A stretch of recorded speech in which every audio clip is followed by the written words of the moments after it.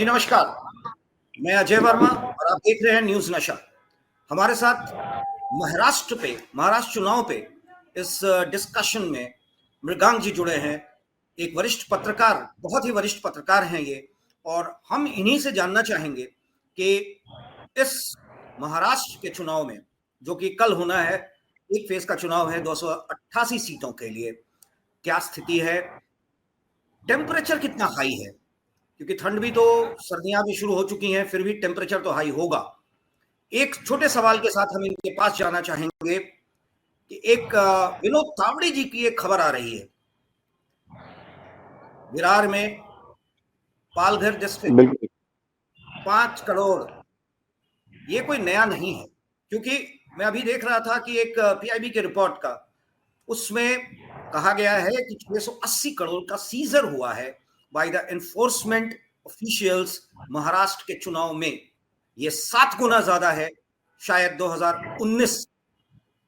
और अगर हम डिटेल्स में जाएं तो हम देखेंगे कि 153 करोड़ कैश में, 71.13 करोड़ का लिकर, 72.14 करोड़ का ड्रग्स, 282.49 प्रेशियस मेटल्स, 80.94 करोड़ में फ्रीबीज, टोटल है 660.18 करोड़, 7 टाइम्स मोर देन 2019।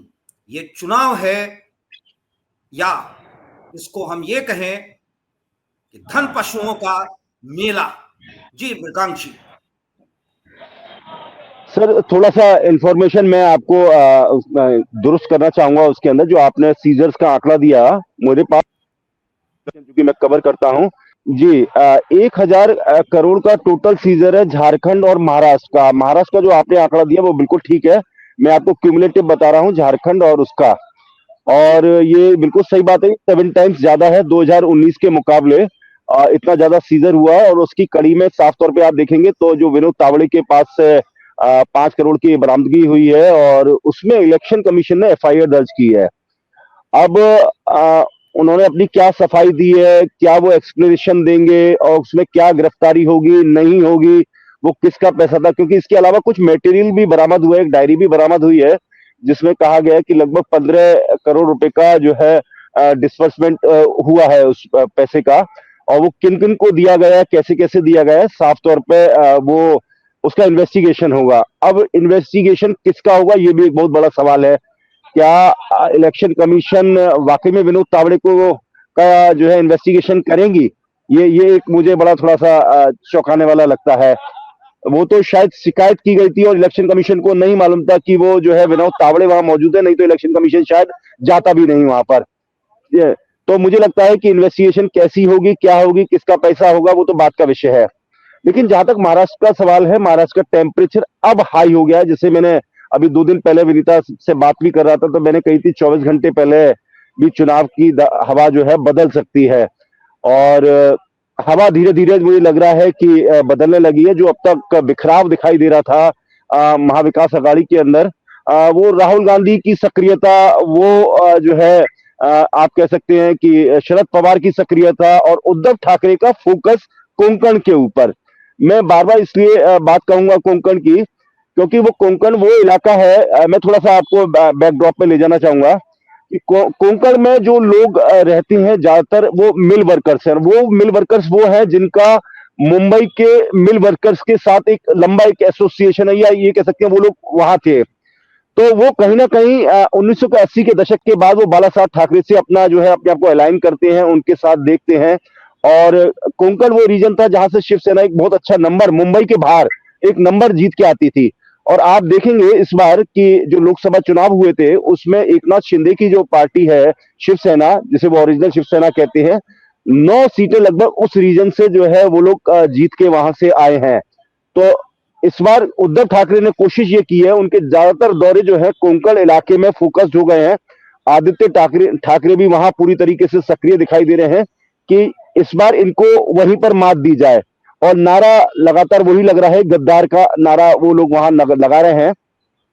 अब वो कितना उस वोट को अपनी तरफ कोंकण के शिफ्ट कर पाएंगे, क्योंकि हमेशा से वो वोट कोंकण ही मुझे लगता है कि कहा गया था उनके बारे में, क्योंकि वो मिल वर्कर से, और उन्होंने सबसे पहले जो है 1905 के अंदर जो है जब वो हड़ताल हुई थी, तो लेनिन ने उनके बारे में कहा था कि जो मुंबई के मिल वर्कर्स हैं वो पॉलिटिकली कॉन्शियस हो गए। तो कोंकण के जो लोग मुझे दिखाई देते हैं वो बहुत पॉलिटिकल कॉन्शियस दिखाई देते हैं, और साफ तौर पर मुझे लगता है कि ज्यादातर जो रैलियां जो उद्धव ठाकरे ने इस बार की, अपना सारा फोकस कोंकण में किया है, तो मुझे लगता है कि वहां पर एक इम्पैक्ट जो है साफ तौर पर दिखाई देगा। दूसरा मुझे रीजन दिखाई दे। जी, आप कुछ कहना चाह रहे थे सर? नहीं, आप मैं आपके आपकी जी बातों से अपनी सहमति दे रहा था। जी, दूसरा मुझे जो रीजन दिखाई देता है वो विदर्भ का रीजन दिखाई देता है, जहां पे मुझे लगता है कि महाविकास अघाड़ी कुछ अच्छा कर सकती है। हालांकि शुरुआती दौर में जब चुनाव शुरू हुआ था तो वहां मुझे इतनी ज्यादा सक्रियता नहीं दिखाई दे रही थी। जो इलाका है पूरा, उसमें लगभग बुल्डाना है, अमरावती है, यवतमाल है, जो 5-6 जिले हैं, basically they are known as graveyard of farmers बोला जाता है उन्हें।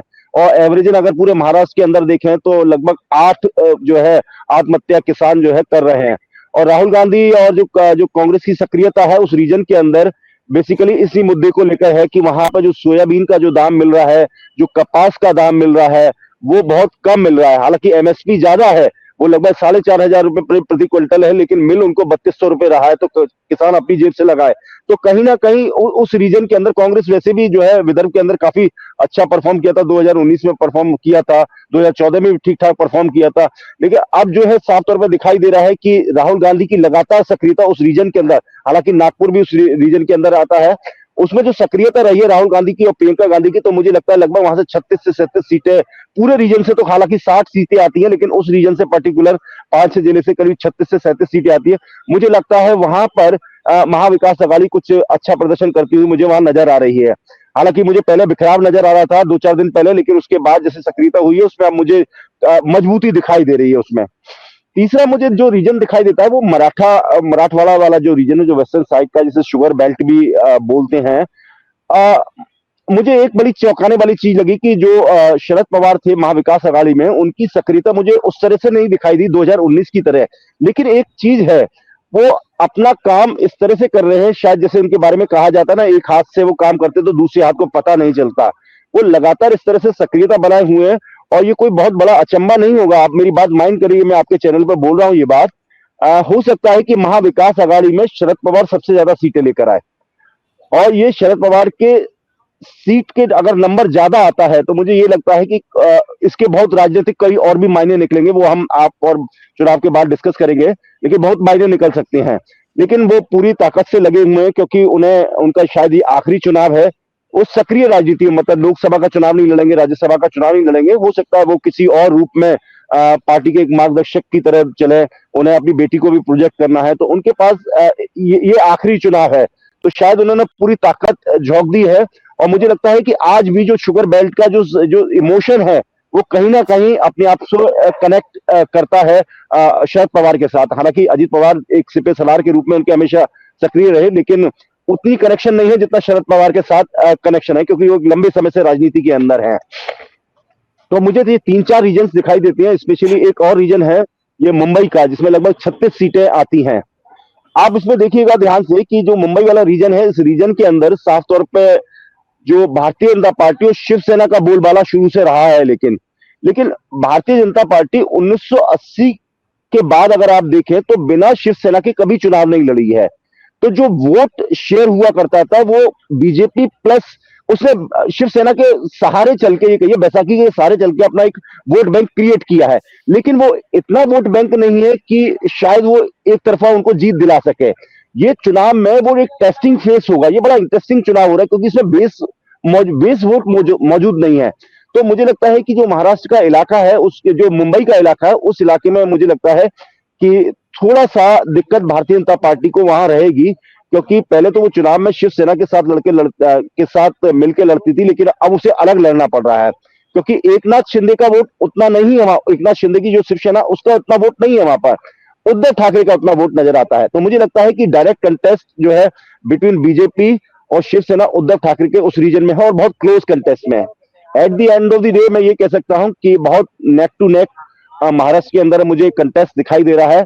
और जो सर्वेज आ रहे हैं मैं उन पर यकीन नहीं करता, क्योंकि मैं 3-4 बार कह चुका हूं कि ये जमूर मदारी का खेल है। जो जिस हिसाब से दिखाई दे रहे हैं उनको मैं यकीन नहीं करता। तो जो ग्राउंड रिपोर्ट्स है मैं उसके बेसिस पे आपको कह रहा हूँ, बड़ा क्लोज कंटेस्ट मुझे दिखाई दे रहा है, कोई एक तरफा स्विंग नहीं दिखाई दे रहा मुझे। और आप हमसे जुड़े रहने के लिए सब्सक्राइब करें YouTube पर, फॉलो करें ट्विटर पर और लाइक करें Facebook पर। और ज्यादा जानकारी के लिए आपको टाइप करना होगा सिर्फ न्यूज नशा।